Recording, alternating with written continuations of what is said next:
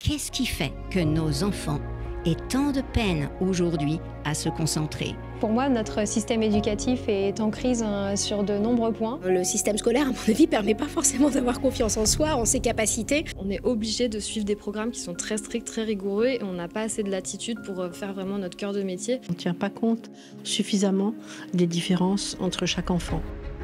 Qu'est-ce que j'aurais pu faire pour éviter cette souffrance? Il y a un tas de choses comme ça que les neuroscientifiques ont validées. Donc pourquoi on ne les met pas en place dans le système éducatif? Quel est le sens de ce que j'apprends? En quoi ce que j'apprends va me servir plus tard? À quoi ça me sert déjà? Qui va être en capacité de tenir le cap? Je vous souhaite à tous et à toutes la bienvenue pour ce 6e congrès de l'innovation en éducation. Les adultes ont perdu de l'autorité, c'est une réalité. Mais le recours à l'autoritarisme ne peut pas résoudre les choses. Plus on est autoritaire, plus on punit, plus on tente de contrôler les enfants, plus on exerce la force, moins on a d'autorité. Les crises des enfants, ça existe depuis très longtemps. Mais quand même, de nos jours, ça s'accélère. En voyant ça, un certain nombre de gens font des grands appels à la nécessité d'un retour à l'autorité. On va voir que peut-être ils se trompent sur le terme autorité. La véritable autorité, c'est celle que l'enfant reconnaît. Il a envie de coopérer avec l'adulte, de faire ce que l'adulte demande parce qu'il sait que ce que demande l'adulte, c'est juste. Il faut savoir que dès qu'il y a une tension entre l'école et la famille, celui qui trinque, c'est toujours l'élève. On va vous demander, par exemple, quand vous êtes dans une école, de diagnostiquer le harcèlement. Vous avez un vrai problème en France avec l'idée qu'il faut nécessairement utiliser ce terme pour provoquer une réaction de l'école. Le diagnostic, c'est un terme médical. Il faut s'en méfier très très fort. On va vous demander éventuellement aussi de le signaler, faire des signalements. Ça, c'est un terme juridique ou judiciaire. C'est terriblement dangereux. Il faut révéler les situations de souffrance à l'intérieur des classes en gérant ce qui se passe à l'intérieur de ces classes avec des outils qui sont appropriés pour le faire. Quand on commence à regarder comment est abordé le harcèlement, il est très très rare qu'on me parle de notre posture d'adulte qui inspire les jeunes. Moi, j'ai travaillé dans des maternités, j'ai jamais vu de bébé harceler le voisin à la maternité. Les enfants, apprenant par imprégnation, ils vivent des conditions de harcèlement chez eux, dans la rue, à l'école, et à un moment, ils reproduisent ces schémas-là. Lorsqu'un enfant vit une situation de harcèlement, il est fracassé dans son triple lien de confiance. La confiance en lui-même, il a l'impression que ce harcèlement quelque part est justifié. La confiance dans les autres, parce qu'on sait qu'une agressivité de meute, elle est sans limite. Et donc forcément, vous perdez la confiance dans ce que les autres sont en mesure de faire et la manière dont ils peuvent freiner leur comportement de cruauté. Et le troisième lien de confiance, la confiance dans les institutions. Lorsque vous vivez une institution comme n'étant soit pas juste, soit comme incapable de vous protéger lorsque vous commettez des injustices, vous perdez ce lien de confiance fondamentale. Ce qui ne se discute pas chez un être humain, c'est une émotion. Une émotion, ça se dit, ça ne se contredit pas. Et l'émotion, effectivement, il faut pouvoir protéger la prise de parole de ceux qui expriment ce qu'ils ressentent par rapport aux événements qu'ils vivent. La communication non violente, elle est souvent réduite à 4 étapes: observation, sentiment, besoin, demande.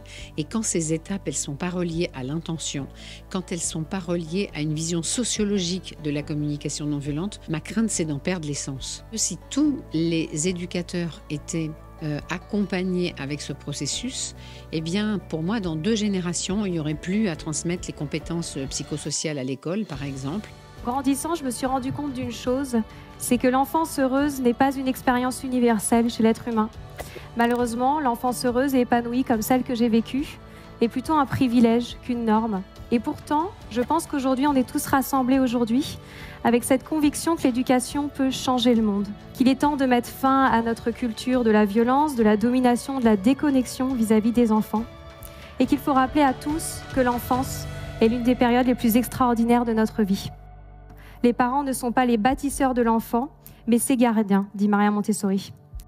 Les neuroscientifiques, ils ont validé énormément de choses. C'est-à-dire qu'un enfant, par exemple, apprend mieux quand il est plus actif de ses apprentissages. Donc, pour moi, c'est un non-sens de les laisser passifs, assis dans une classe à écouter un enseignant. Ils ont validé que l'enfant, en choisissant ses activités, il se concentrait beaucoup mieux, donc il apprenait beaucoup mieux.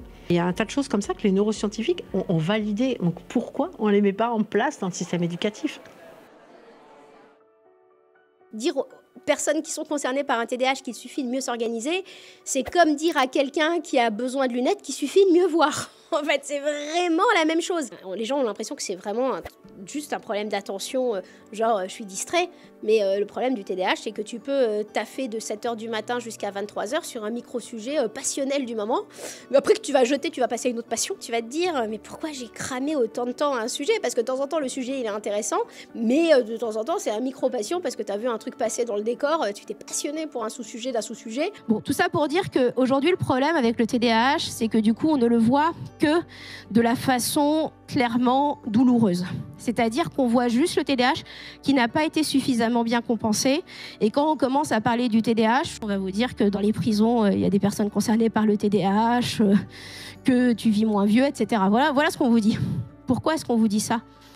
C'est tout simplement parce que toutes les personnes qui sont concernées par un TDAH qui ont réussi, elles n'osent pas l'ouvrir. Parce qu'on se dit, mais c'est moins pire pour moi.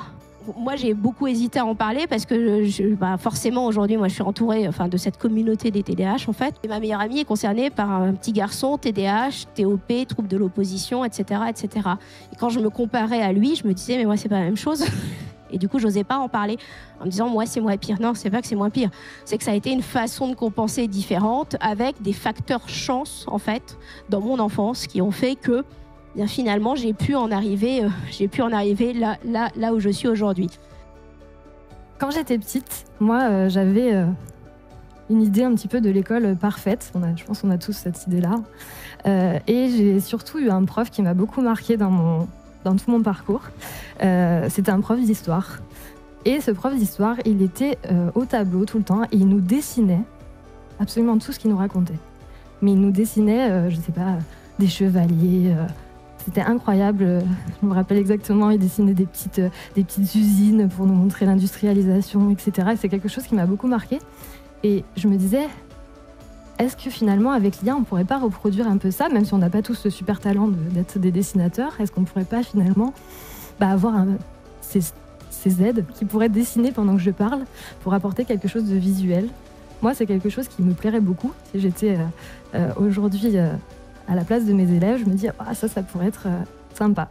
Et quand on transforme simplement une pédagogie en une pédagogie plus ludique, alors on peut complètement transformer l'expérience vécue par l'enfant. Et quand on transforme l'expérience vécue, alors on transforme aussi ce que l'enfant va retenir de cette expérience. Si on se mettait dans la peau de Maria Montessori, si aujourd'hui elle avait cet outil, qu'est-ce qu'elle en ferait, elle? Est-ce qu'elle le zapperait complètement? Je crois pas. Est-ce qu'elle s'en servirait au service des enfants? Est-ce qu'elle pourrait créer des nouveaux outils? Sûrement. Donc voilà, c'est un petit peu cette vision, moi, qui m'intéresse et qui fait que je suis devant vous aujourd'hui. Apprendre sans livre, aujourd'hui, ça nous paraîtrait un petit peu fou. Mais à l'époque, il y avait une façon d'apprendre qui était différente. Une fois qu'il y a eu l'imprimerie, ça a totalement révolutionné les choses. Il n'y a pas que la possibilité de tricher ou de faire vos devoirs avec l'IA. Il y a aussi la possibilité d'apprendre plein de choses avec l'IA. Et par contre, ayez conscience que ce qui va être créé, c'est pas forcément tout parfait. Même si ça va très vite, il faut avoir cet esprit critique, en fait, et c'est à nous de le nourrir. Et on n'est pas obligé de nourrir cet esprit critique en utilisant directement l'IA, mais en éveillant nos élèves là-dessus. Et pour les parents, c'est la même chose. C'est de peut-être l'utiliser avec ses enfants, de montrer ce qui est possible de faire et d'encadrer. C'est comme les réseaux sociaux. Voilà, c'est une bonne pratique, c'est les rendre autonomes face à l'outil pour qu'ils voient tout le potentiel, mais qu'ils aient conscience des dangers. Je n'ai plus aucun espoir pour l'avenir de notre pays si la jeunesse d'aujourd'hui prend le commandement demain. Elle est insupportable, sans retenue, tout simplement terrible.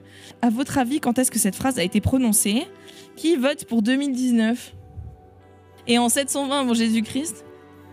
Vous êtes plus ou moins à égalité, hein, mais globalement, ici, en l'occurrence, c'est Hésiode, en 720 avant Jésus-Christ. J'ai choisi celle-ci, mais globalement, j'aurais pu prendre des phrases de toutes les époques. On est bien d'accord, la bataille jeune-vieux, globalement, n'a rien de nouveau. Comment on sort des préjugés, des idées reçues, notamment sur les jeunes, et notamment dans leur rapport au travail, à l'école. Et comment est-ce qu'on s'inspire d'eux, en fait, pour faire de leurs attentes des forces. Par exemple, leurs attentes en termes de cohérent, de vrai, de concret, de palpable en fait, de comprendre à quoi je sers dans un tout, de comprendre mais qu'est-ce que c'est que ce métier. Une jeunesse qui lit l'actualité, et en l'occurrence d'un contexte environnemental préoccupant, géopolitique et politique aussi depuis, surtout vu l'actualité des derniers mois, très fort, et donc qui interpelle en fait sur déjà à quoi bon. À quoi ça sert dans tout ça d'être à l'école, de travailler Mon histoire avec Sylvie autour de la pédagogie Montessori, vous l'aurez compris, est singulière. Il y a plus de 30 ans, mes parents étaient vus comme des adultes irresponsables, insensés.